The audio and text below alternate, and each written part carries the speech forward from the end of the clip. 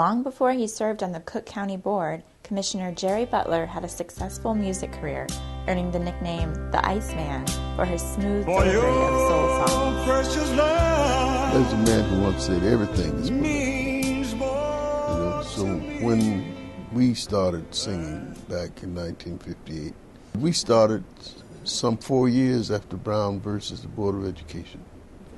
I remember starting in New York City, going down the old U.S. Highway 1, and the farther south you got, the more the pressure became on the black artists. We would leave the Apollo as stars.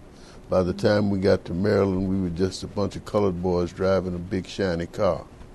When the marches and sit-ins of the early 60s started, the college kids, which is where we made our living, would always come to us and say, we're going to sit in someplace and we want you all to come and go with us. And so we got caught up in the furor that these young people were bringing to the table in terms of, I want to be free. Fast forward about 20 years, we bump into a guy by the name of Harold Washington, who becomes the first African American to sit in the mayor's chair in this city. Interesting. He was a very interesting man. So I decided one day that I was going to run for office, and I called up Congressman Bobby Rush, who at that time was the alderman and committeeman. Said, well, Jared, this is the situation.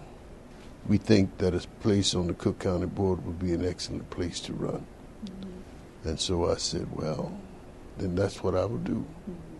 So I ran for a seat on the Cook County Board. We became kind of the independent Democrats, supported by Harold Washington. He's a man of very few words, but when he utters those few words, they're very powerful and effective.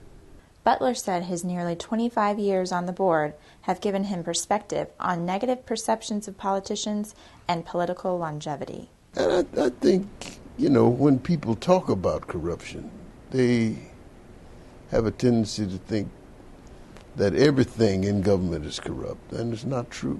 You have some good, hard-working people in government, just as you have some good, hard-working people in private industry.